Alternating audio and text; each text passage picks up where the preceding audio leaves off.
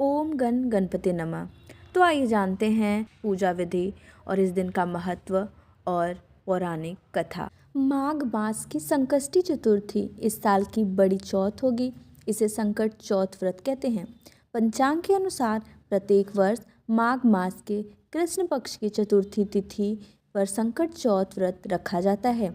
इस व्रत को संकट चौथ के अलावा संकष्टी चतुर्थी, तिलकुट माघ चतुर्थी के नामों से जाना जाता है। संकट चौथ का व्रत प्रथम पूज्य देवता भगवान गणेश को समर्पित है। संकष्टी चतुर्थी का व्रत संतान सुख, वैवाहिक जीवन में खुशहाली, आर्थिक मजबूती के लिए रखा जाता है। इस दिन व्रत रखा जाता है और गणेश जी की पूजा की जाती है। रात में चंद्रमा को अर्घ्य देकर व्रत का पारण किया जाता है। अब आइए जानते हैं संकट चौथ की पूजा विधि। संकट चौथ के दिन ब्रह्म मुहूर्त में स्नान करके स्वच्छ वस्त्र धारण करें। भगवान गणेश की प्रतिमा को चौकी पर स्थापित करें। गणेश जी के साथ माँ लक्ष्मी की मूर्ति भी रखें। गणेश जी को, माँ लक्ष्मी को रोली और अक्षत लगाएं। फिर पुष्प, दूर्वा, मोदक आदि अर्पित करें। संकट चौथ में तिल का विशेष महत्व है। भगवान गणेश को तिल के लड्डुओं का भोग लगाएं। ओम गण गणपतये नमः मंत्र का जाप करें। अंत में संकट चौथ व्रत की कथा सुने और आरती करें। रात्रि में चंद्रमा को अर्घ्य देकर संकट चौथ व्रत संपन्न करें। तो आइए जानते हैं संकट चौथ व्रत का महत्व। संतान के सुखी जीवन के लिए संकट चौथ का व्रत रखती हैं। प्रति महिलाएं शाम को गणेश जी की पूजा और चंद्रमा को अर्घ्य देने के बाद ही भोजन करती हैं। माघ मास की चतुर्थी के दिन ही भगवान गणेश ने अपने माता पिता की परिक्रमा कर अपनी तीव्र बुद्धि ज्ञान परिचय दिया था। इस व्रत को करने से संतान को अच्छा स्वास्थ्य, बुद्धि, समृद्धि और वृद्धि होती है। इस दिन तिल का स्नान, दान, उसके सेवन और पूजा में विशेष इस्तेमाल किया जाता है। आइए सबसे पहले रसपान करेंगे संकटा माता की व्रत कथा का, उसके बाद गणेश जी की व्रत कथा। बहुत समय पहले की बात है। एक गांव में एक बूढ़ी औरत रहा करती थी। उस बूढ़ी माँ का एक बेटा भी था जिसका नाम रामनाथ था। एक बार जब रामनाथ धन कमाने के लिए परदेश चला गया तो बुढ़िया बहुत दुखी हो गई। उसके दुखी होने का कारण यह था कि उसकी बहू उसे बहुत सताती थी। दिन रात बहू उसे खरी खोटी सुनाती और ताने मारती रहती थी। बहू के ताने मारने और खरी खोटी सुनाने की वजह से बुढ़िया उदास होकर घर के बाहर बने हुए कुएं पर बैठ जाती थी और रोने लगती थी। बुढ़िया के रोने का यह सिलसिला रोज चलता रहा। एक दिन की बात है, जब वह बूढ़ी औरत रो रही थी, उस कुएं में से दिए की माँ नाम की एक औरत निकली और उसने बुढ़िया से पूछा, हे बूढ़ी माँ, तुम रोजाना इस तरह कुएं पर बैठकर क्यों रोती रहती हो? तुम्हें क्या कष्ट है? तुम मुझे अपने दुख का कारण बताओ, मैं अवश्य ही तुम्हारे दुख को दूर करने का प्रयत्न करूंगी। उस स्त्री का प्रश्न सुनकर बुढ़िया ने कोई जवाब नहीं दिया और वैसे ही रोती रही। दिए की माँ बार बार बुढ़िया से सवाल किए जा रही थी। उसके इस प्रकार बार बार पूछने से बुढ़िया झुंझला उठी और उस स्त्री से बोली कि तुम मुझसे ऐसा क्यों पूछ रही हो? तुम क्या सचमुच ही मेरा दुख जानकर उसे दूर कर दोगी? बुढ़िया की बात सुनकर दिए की माँ ने कहा, तुम मुझे अपना दुख निसंकोच बताओ, तब हो सकता है कि मैं तुम्हारी कोई सहायता कर पाऊँ। तब बुढ़िया ने दिए की माँ से कहा कि मेरा बेटा धन कमाने के लिए परदेश चला गया है और उसके जाने के बाद से मेरी बहू मुझे बहुत सताती है। हर वक्त मुझे बुरा भला कहती रहती है। बस यही मेरे दुख का कारण है। दिए की माँ ने बुढ़िया से कहा, यहाँ वन में संकटा माता रहती हैं। तुम उनके पास जाकर अपना दुख उन्हें सुनाकर उनसे प्रार्थना करो कि वह तुम्हारे कष्ट को दूर कर दे। संकटा माता बहुत दयालु हैं, दुखियों के दुख दूर करती हैं, निसंतानों को संतान देती हैं, निर्बल को बलवान बनाती हैं और अभागों को भाग्यवान बनाती हैं। उनकी कृपा से सौभाग्यवती स्त्रियों का सौभाग्य अचल हो जाता है और कुंवारी कन्याओं को अपनी इच्छा के अनुसार वर की प्राप्ति होती है। रोगी व्यक्ति अपने रोग से मुक्त हो जाता है। इसके अलावा जो कोई भी मनोकामना हो, संकटा माता सभी को पूरा करती हैं, इसमें कोई संदेह नहीं है। बुढ़िया ने जब दिए की माँ की ऐसी बातें सुनी तो वह वन में संकटा माता के पास जाकर उनके पैरों में गिरकर जोर जोर से विलाप करने लगी। संकटा माता ने बड़े ही प्यार से पूछा कि बुढ़िया, तुम किस कारण से इतना दुखी होकर रोती रहती हो? बुढ़िया ने कहा, हे माता, आपसे तो कुछ भी छिपा हुआ नहीं है, आप तो सब कुछ जानती हैं। अतः अगर आप मेरे दुख को दूर करने का आश्वासन दें तो मैं अपना दुख आपको बताऊं। तब संगटा माता ने कहा, हे बुढ़िया, तुम मुझे अपना दुख अवश्य बताओ, क्योंकि दुखियों का दुख दूर करना ही मेरा काम है। मैं निश्चय ही तुम्हारे कष्टों को दूर करने का प्रयत्न करूंगी। संकटा माता के ऐसा कहने पर बुढ़िया ने कहा, हे माता, मेरा बेटा धन कमाने के लिए परदेश चला गया है। उसके जाने के बाद से मेरी बहू मुझे बहुत जली कट्टी बातें सुनाती है। उसकी बातें मुझसे सहन नहीं होती हैं।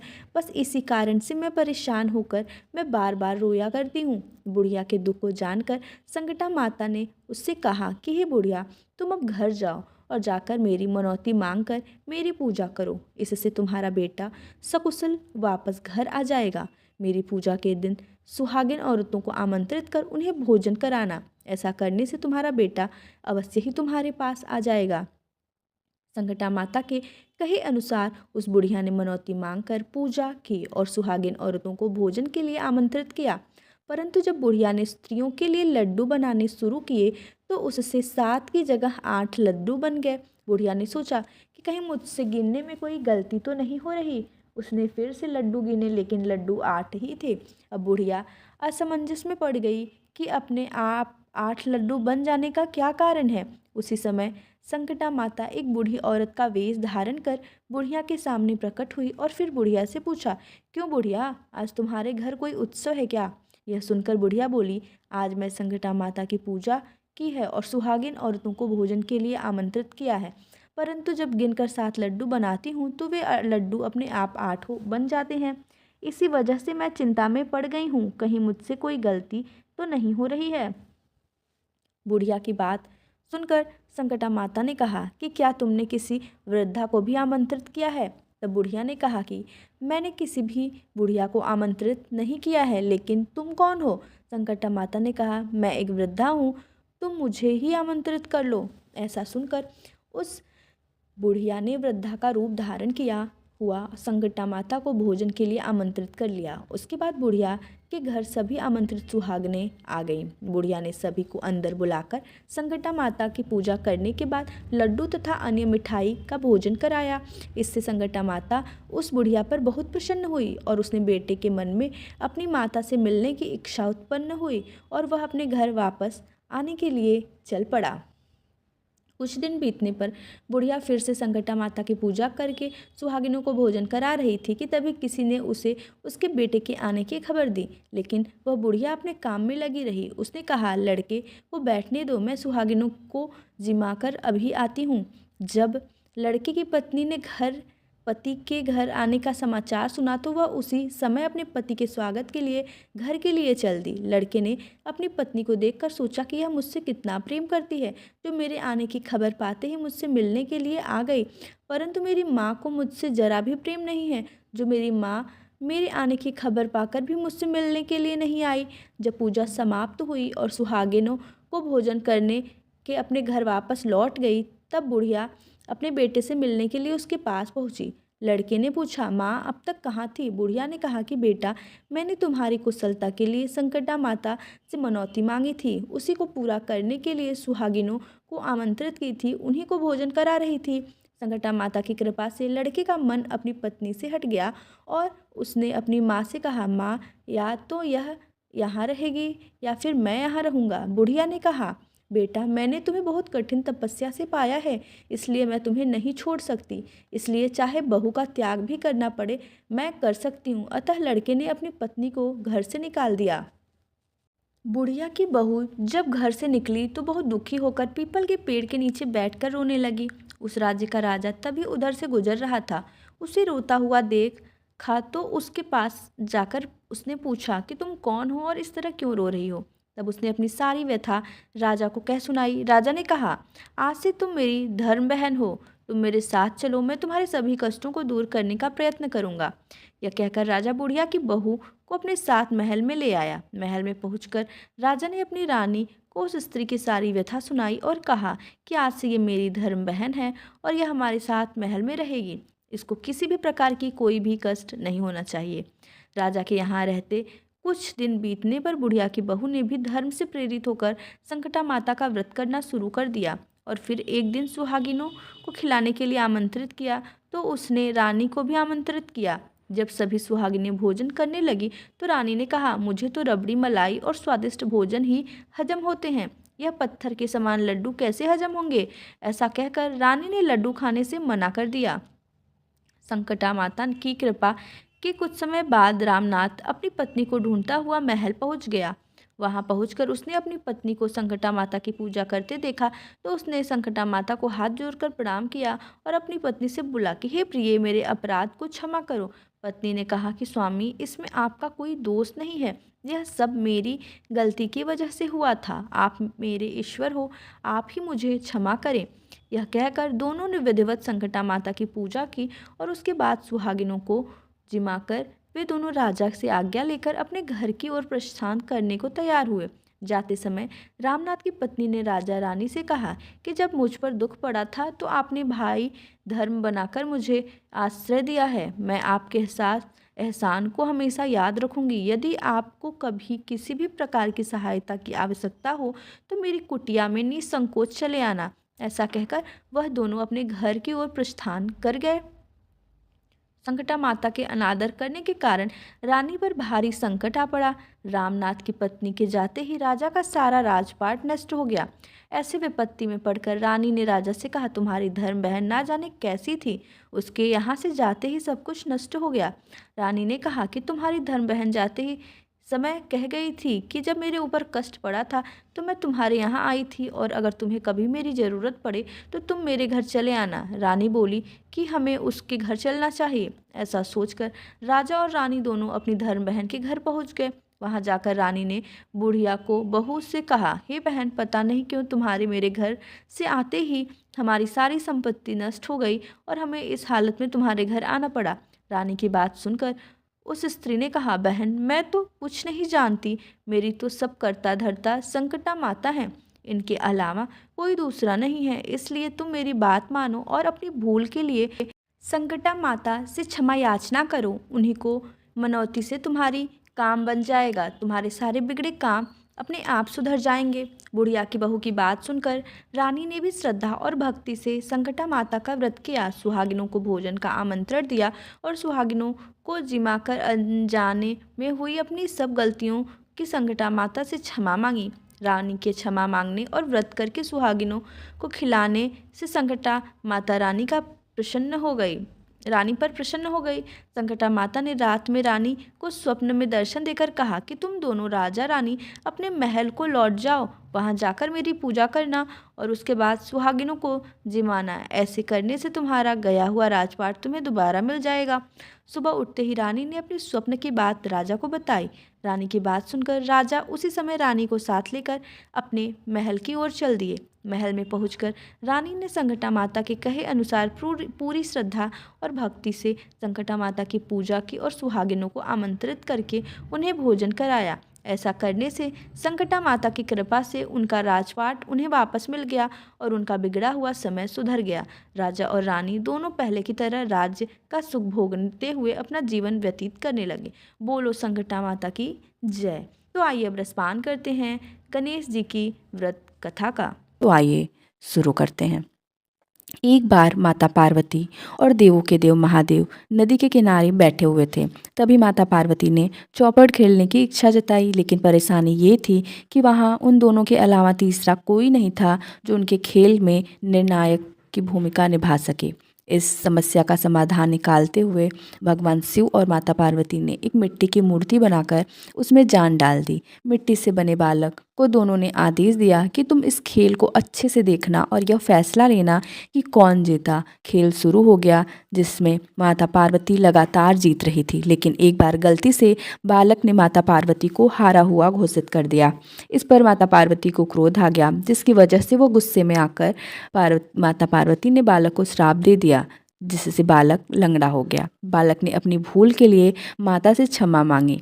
बालक के बार बार निवेदन करने पर माता ने कहा कि अब श्राप वापस तो नहीं हो पाएगा, लेकिन माता ने उस बालकर को श्राप से मुक्ति का एक उपाय बताया। माता ने उससे कहा कि संकष्टी चतुर्थी वाले दिन पूजा करने यहाँ पर कुछ कन्याएं आती हैं, तुम उनसे व्रत की विधि पूछना और व्रत को सच्चे मन से करना।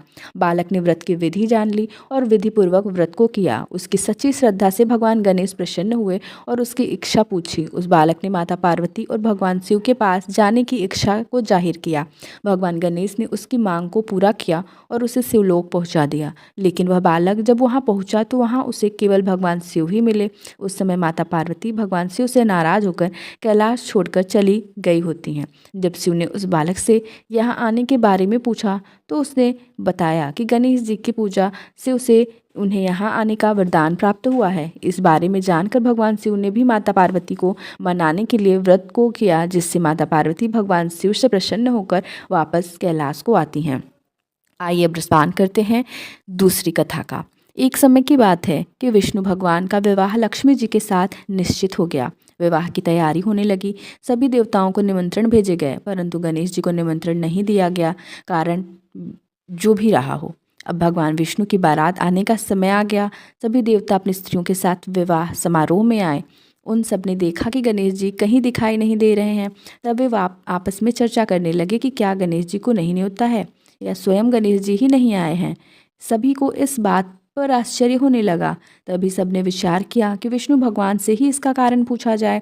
विष्णु भगवान से पूछने पर उन्होंने कहा कि हमने गणेश जी के पिता भोलेनाथ महादेव को न्योता भेजा है। यदि गणेश जी अपने पिता के साथ आना चाहते हैं तो आ जाते, अलग से न्योता देने की कोई आवश्यकता भी नहीं थी। दूसरी बात यह है कि उनको 1.25 मन मूंग, 1.25 मन चावल, 1.25 मन घी और 1.25 मन लड्डू का भोजन दिन भर में चाहिए। यदि गणेश जी नहीं आएंगे तो कोई बात नहीं, दूसरे के घर जाकर इतना सारा खाना पीना अच्छा नहीं लगता।